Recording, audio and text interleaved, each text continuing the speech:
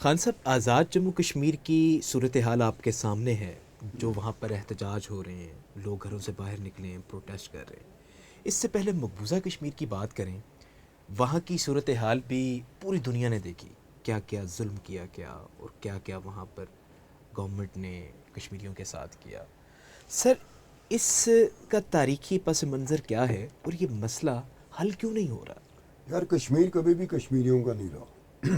ہوں کشمیر کی ابتدا یہ ہوئی کہ مہاراجہ ہری سنگھ جو آخری مہاراجہ تھا کشمیر کا، اس کے پرکھوں میں گلاب سنگھ تھے، مہاراجہ گلاب سنگھ۔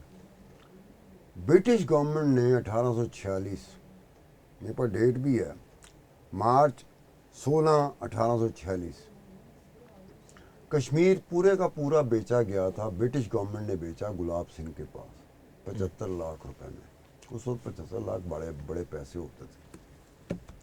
یہ بیچ کے گلاب سنگھ کو دے دیا گیا تھا۔ اس کے بعد جب مہاراجہ ہری سنگھ نے الحاق کیا انڈیا کے ساتھ، تو مہاراجہ ہری سنگھ پھر بامبے چلا گیا۔ 1952 تک آنری بیسس پہ وہ مہاراجہ ضرور رہا، لیکن مقبوضہ کشمیر انڈیا کا حصہ بن چکا تھا۔ لیکن اس کے بعد جو چیز ہوئی، جس کو مزید کہا جا سکتا ہے، ٹریجک بھی کہا جا سکتا ہے، ٹریجڈی بھی کہا جا سکتا ہے، سانحہ بھی کہا جا سکتا ہے، کہ کشمیر کے ساتھ وہ کیا تھا کہ ڈاکٹر کرن سنگھ، مہاراجہ ہری سنگھ کا اکلوتی اولاد تھی، مرد اولاد، بیٹا چوتھی بیوی سے تھا۔ ڈاکٹر کرن سنگھ نے انڈیا کی عدالت، ہائی کورٹس اور انڈیا کی سپریم کورٹ میں پٹیشن دائر کر دی کہ جناب انڈین گورنمنٹ سے ہمارا ذاتی خزانہ ہمیں واپس دلوایا جائے، جو کہ یہ اسٹیٹ ٹریئرز کے طور پر، اسٹیٹ کے خزانے کے طور پہ ہم سے لیا گیا تھا۔ وہ اسٹیٹ کا خزانہ نہیں تھا، وہ ہمارا فیملی کا ذاتی خزانہ تھا۔ اور اس خزانے کی میں کوٹ کر رہا ہوں، جو کہ سپریم کورٹ کے ججمنٹ میں جو لفظ استعمال ہوئے ہیں، میں اس کو کوٹ کر رہا ہوں۔ اس میں تھا 6 ٹائنی باکسز، 6 ٹائنی باکسز۔ اس ٹائنی باکسز میں کیا تھے؟ 563 items, 563 items including gold, diamond, jewellery, worth estimated 200 ارب روپیہ۔ یہ انڈین گورنمنٹ پہ دعویٰ کس نے کیا؟ ڈاکٹر کرن سنگھ نے، جو مہاراجہ ہری سنگھ کا بیٹا۔ سپریم کورٹ تک گیا، انہوں نے کہا یہ ہمارا ذاتی خزانہ ہے، اسٹیٹ کا خزانہ نہیں ہے، جو انڈیا نے لے لیا۔ کیس کمزور تھا، بہت سارے معاملات، پورے کیس کو میں نے اسٹڈی کیا ہوا ہے، کیس کمزور تھا، جس کی بنا پر خارج کر دیا گیا۔ اور ڈاکٹر کرن سنگھ بھی پالیٹیشین تھا، اور کانگریس کے دور میں، اندرا گاندھی کے دور میں منسٹر رہا ہے، 1 سے زیادہ منسٹریاں۔ تو کانگریس کے لیے بھی یہ بڑی صورتحال عجیب و غریب ہوئی کہ یہ بندہ کیا عجیب سا آدمی ہے، ہمارا پولیٹیشین ہے، لوک سبھا، راجیہ سبھا کا بندہ، اور یہ دعویٰ کیا کر رہا ہے؟ کیا انڈین گورنمنٹ نے فراڈ کیا مہاراجہ ہری سنگھ سے؟ فراڈ کرنے کے بعد جو مہاراجہ ہری سنگھ کی پرائیویٹ پراپرٹی تھی، ذاتی خزانہ تھا، سونے کا خزانہ 200 ارب روپیہ، 563، اس میں وہ چیزیں تھیں سونے کی، ڈائمنڈز کی، جیولریز کی، جن کے بارے میں یہ کہا جاتا ہے کہ بہت اینٹیک تھی، اور وہ سری نگر کے توشہ خانہ میں گورنمنٹ آف انڈیا کی تحویل میں تھی، جس کو وہ کسی وقت بھی نیلام کر سکتے تھے، سیل کر سکتے تھے، کیونکہ وہ انڈین گورنمنٹ کی پراپرٹی میں چلا گیا تھا۔ ڈاکٹر کرن سنگھ کا، ویسے میں نے پورا جو کیس اسٹڈی کیا نا، تو ڈاکٹر کرن سنگھ کا کئی جگہ پہ نا کمزور کیس پڑتا ہے۔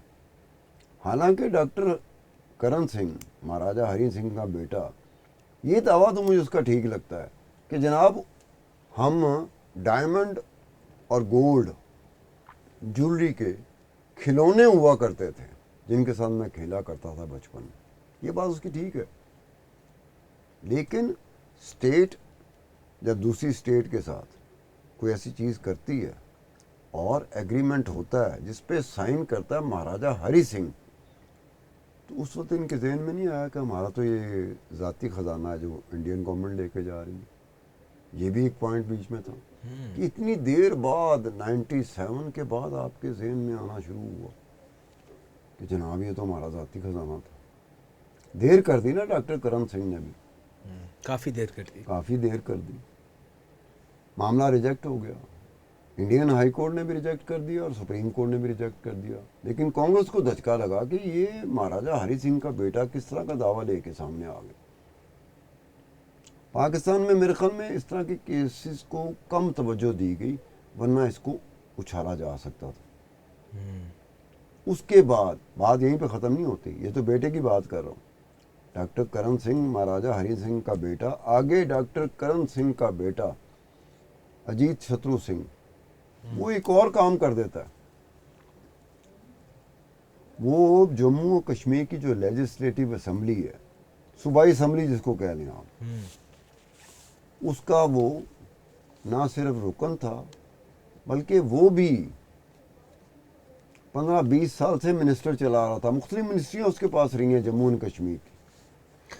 مہاراجہ ہری سنگھ کا پوتا، مہاراجہ ہری سنگھ کا پوتا وہ اچانک آن دی فلور آف دی ہاؤس کھڑا ہوتا ہے اور ایک عجیب و غریب قسم کے سٹارٹلنگ ڈسکلوجر کے ساتھ آتا ہے. انہیں کہا آپ سے کشمیر سنبھل نہیں رہا، مقبوضہ کشمیر آپ سے سنبھل نہیں رہا، یہ ہمیں واپس کر دو، ہم ٹھیک کر دیں گے. اس خاندان کو، مہاراجہ ہری سنگھ کے خاندان کو واپس کر دو، ہم ٹھیک کر دیں گے. اب یہ بھی دھچکا تھا جو مقبوضہ کشمیر کی رولنگ پارٹی تھی جس کا وہ ممبر تھا. انہوں نے کہا یہ بندہ کس طرح کا دعویٰ کر رہا ہے، وہ بھی آن دی فلور آف دی ہاؤس، کہ کشمیر تو کو نہیں سنبھلتا، سانو واپس کر دے. اور منسٹر رہا 15-20 سال، مختلف منسٹریاں اس کے پاس رہی تھی. اور اس کے بعد کیا ہوا سمجھے، دال نہیں گلی. غصہ چڑھا انڈینز کو، غصہ چڑھا جموں اینڈ کشمیر. یہ فاروق عبداللہ وغیرہ کتنا عرصہ رہے ہیں وہاں پہ. فاروق عبداللہ کی پارٹی میں تھا یہ اجیت شترو سنگھ، مہاراجہ ہری سنگھ کا پوتا. انہوں نے کہا یہ کر کیا رہا ہے، کس طرح کے دعوے کر رہا ہے یار. انٹرنیشنلی اگر اس چیز کو اٹھایا گیا، اس کے باپ نے جو کیا تھا ڈاکٹر کرن سنگھ نے، مہاراجہ ہری سنگھ کے بیٹے نے جو یہ کیا ہے، اگر اس کو انٹرنیشنلی کوئی کیا جاتا تو ہمارا کیس تو کمزور ہو جاتا ہے مقبوضہ کشمیر کا. پاکستانی اس سے فائدہ نہیں اٹھا سکا، حالانکہ پاکستانی کو فائدہ اٹھانا چاہیے تھا. پھر یہ اجیت شترو سنگھ نے عجیب کام کیا. 2017 میں یہ فاروق عبداللہ کی پارٹی چھوڑ کے یہ بی جے پی جوائن کر لیا، نریندر مودی کی پارٹی. نریندر مودی کی پارٹی جوائن کر لی.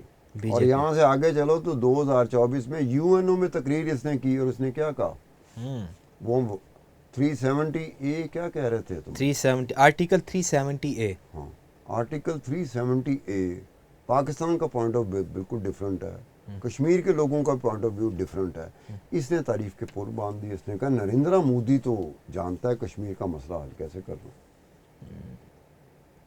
اب دیکھو یہ چیز ہے کہ کشمیر کے ساتھ ٹریجڈی کا اس سے اندازہ لگا دو کہ سب سے پہلے 1846 میں بیچ دیا کشمیر کو بیچا گیا.